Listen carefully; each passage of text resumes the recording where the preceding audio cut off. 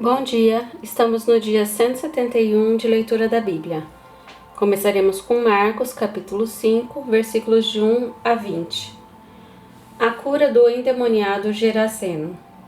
Jesus e os discípulos chegaram a outra margem do mar, a terra dos Gerasenos. Ao desembarcar, logo um homem possuído de espírito imundo veio dos túmulos ao encontro de Jesus. Esse homem vivia nos túmulos e ninguém podia prendê-lo, nem mesmo com correntes. Porque, tendo sido muitas vezes preso com correntes e cadeias, as cadeias foram quebradas por ele, e as correntes foram despedaçadas, e ninguém conseguia dominá-lo. Andava sempre, de noite e de dia, gritando por entre os túmulos e pelos montes, ferindo-se com pedras. Quando de longe viu Jesus, correu e prostrou-se diante dele, gritando em alta voz: "O que você quer comigo, Jesus, Filho do Deus Altíssimo? Por Deus, peço-lhe que não me atormente." Ele disse isso porque Jesus tinha dito a ele: "Espírito imundo, saia deste homem." Então Jesus lhe perguntou: "Qual é o seu nome?"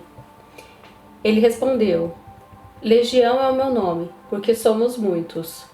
E pediu-lhe com insistência que não os mandassem para fora do país. Ora, uma grande manada de porcos estava pastando ali pelo monte. E os espíritos imundos pediram a Jesus: "Mande-nos para os porcos para que entremos neles." E Jesus o permitiu. Então, saindo os espíritos imundos, entraram nos porcos. E a manada, que era cerca de 2.000, precipitou-se despenhadeiro abaixo para dentro do mar, onde se afogaram.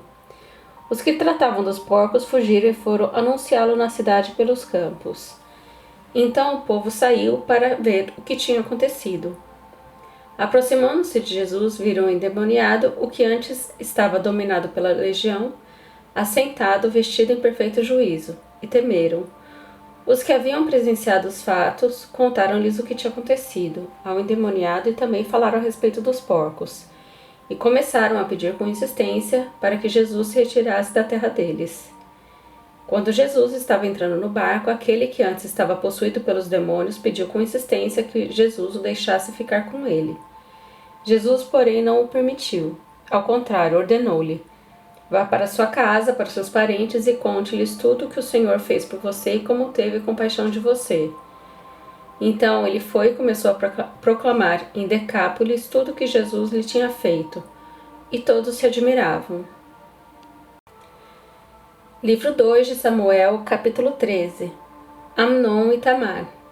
Passado algum tempo, aconteceu o seguinte: Absalão, filho de Davi, tinha uma irmã muito bonita, cujo nome era Tamar. Amnon, filho de Davi, apaixonou-se por ela. Amnon ficou angustiado por causa de Tamar, sua irmã, a ponto de adoecer, pois, sendo ela virgem, parecia impossível para ele fazer alguma coisa com ela. Mas Amnon tinha um amigo que se chamava Jonadab, filho de Simei, irmão de Davi. Jonadab era um homem muito esperto, e ele disse a Amnon: "Por que você está emagrecendo tanto dia após dia, ó filho do rei? Por que não me conta o que está acontecendo?" Então Amnon disse: "Estou apaixonado por Tamar, irmã de Absalão, meu irmão por parte de pai." Jonadab respondeu: "Deite-se na sua cama e finja que está doente. Quando seu pai vier visitá-lo, diga-lhe: por favor, permita que a minha irmã Tamar venha e me dê de comer. Que ela prepare a comida diante de mim para que eu coma de sua mão." E assim Amnon deitou-se e fingiu que estava doente.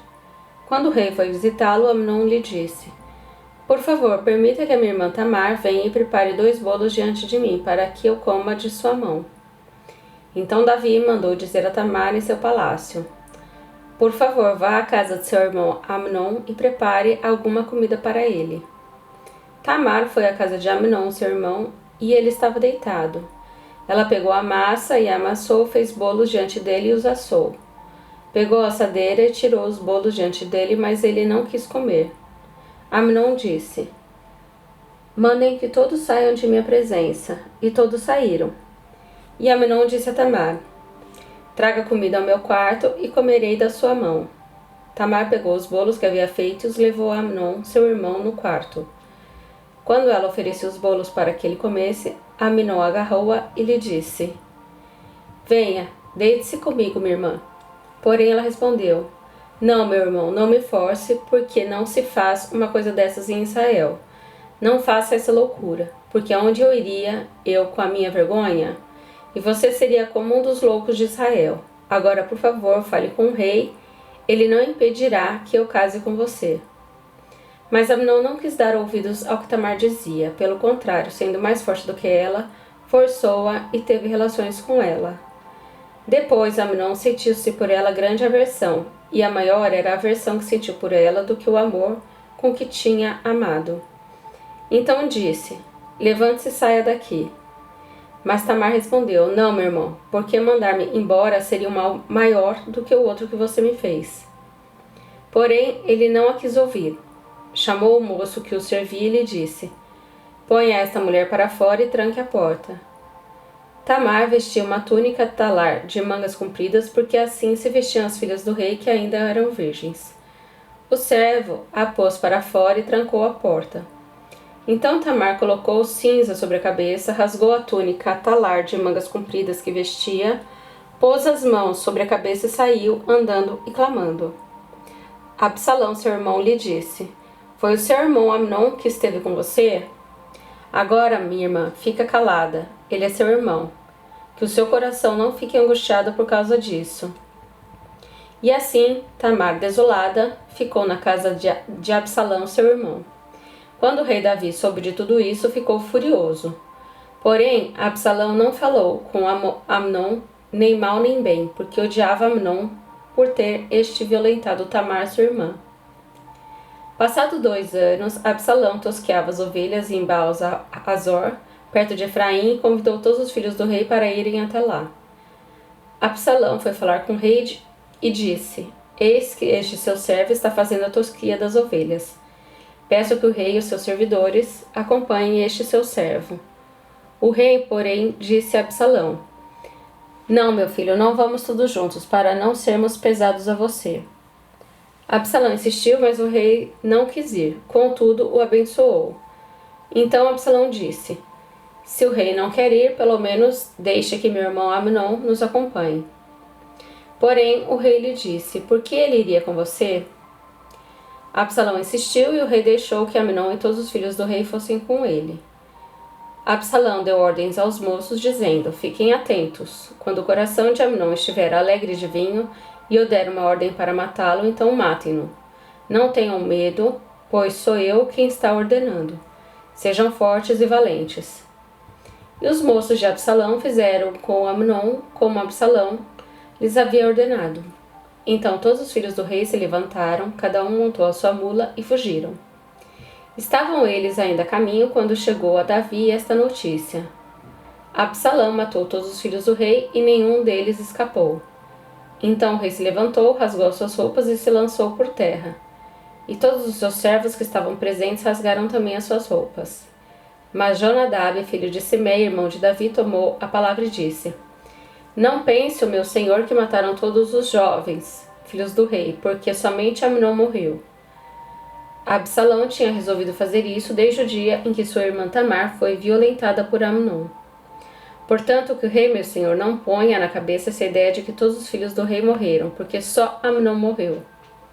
Enquanto isso, Absalão fugiu. O moço que estava de guarda, levantando os olhos, viu que vinha muito povo pelo caminho por detrás dele, pelo lado do monte. Então Jonadab disse ao rei: eis aí vêm os filhos do rei. Como este seu servo falou, assim aconteceu. Mal tinha ele acabado de falar, chegaram os filhos do rei, e levantando a voz choraram. Também o rei e todos os seus servos choraram amargamente. Absalão, porém, fugiu e foi ficar com Talmai, filho de Amiúde, rei de Gesur. E Davi pranteava por seu filho todos os dias.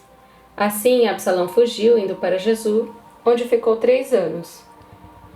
Então o rei Davi cessou de perseguir Absalão, porque já tinha se consolado a respeito de Amnon, que era morto. Daniel, capítulo 7. O sonho sobre os 4 animais. No primeiro ano do reinado de Belsazzar, rei da Babilônia, Daniel teve um sonho e visões passaram diante dos seus olhos quando ele estava deitado em sua cama. Logo depois, ele escreveu o sonho, fazendo um resumo de todas as coisas. Daniel disse: Eu estava olhando durante a minha visão da noite e eis que os 4 ventos do céu agitavam um grande mar. 4 animais grandes, diferentes uns dos outros, subiam do mar. O primeiro era como um leão e tinha asas de águia. Enquanto eu olhava, suas asas foram arrancadas, ele foi levantado da terra e posto em pé, para que andasse como um homem. E foi dada a ele uma mente humana. A seguir apareceu um segundo animal, semelhante a um urso, o qual se levantou sobre um dos seus lados. Na boca, entre os dentes, trazia 3 costelas, e lhe diziam: Levante-se e devore muita carne. Depois disso, continuei olhando, e eis que apareceu outro animal, semelhante a um leopardo. Tinha nas costas 4 asas de ave. Este animal tinha também 4 cabeças, e foi-lhe dado domínio. Depois disso, eu continuava olhando nas visões da noite e apareceu o 4º animal, terrível, espantoso e muito forte. Tinha grandes dentes de ferro. Ele devorava, fazia em pedaços e pisava com os pés o que sobrava. Era diferente de todos os animais que apareceram antes dele e tinha 10 chifres. Enquanto eu observava os chifres, eis que entre eles subiu outro chifre pequeno, diante do qual 3 dos primeiros chifres foram arrancados. E eis que neste chifre havia olhos como olhos de ser humano, e uma boca que falava com arrogância. A visão de Deus.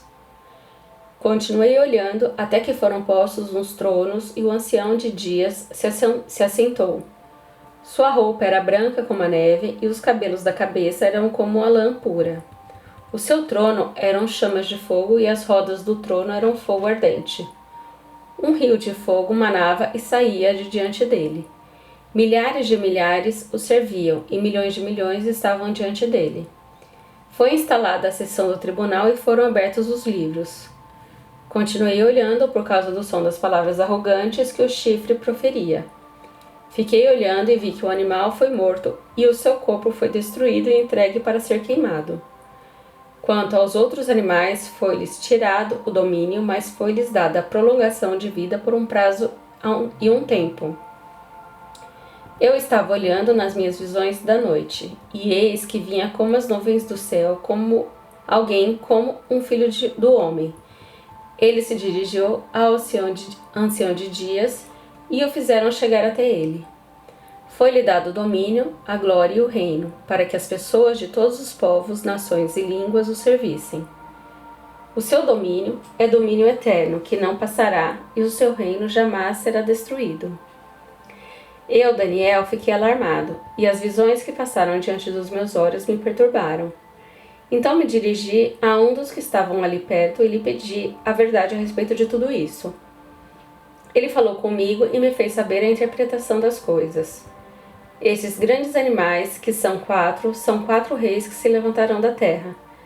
Mas os santos do Altíssimo receberão um reino e o possuirão para todo sempre, de eternidade a eternidade. Então tive desejo de conhecer a verdade a respeito do 4º animal, que era diferente de todos os outros, muito terrível, cujos dentes eram de ferro, cujas garras eram de bronze, que devorava, fazia em pedaços e pisava com os pés o que sobrava. Também quis saber a respeito dos 10 chifres que ele tinha na cabeça e do outro chifre que subiu, diante do qual caíram 3 chifres, ou seja, aquele chifre que tinha olhos e uma boca que falava com arrogância e que parecia mais forte do que os outros chifres. Enquanto eu olhava, eis que esse chifre fazia guerra contra os santos e estava vencendo, até que veio o ancião de dias e fez justiça aos santos do Altíssimo. E veio a tempo em que os santos possuíram o reino. Então ele disse: O 4º animal será um 4º reino na terra, que será diferente de todos os outros reinos. Ele devorará toda a terra e a pisará com os pés, e a fará em pedaços.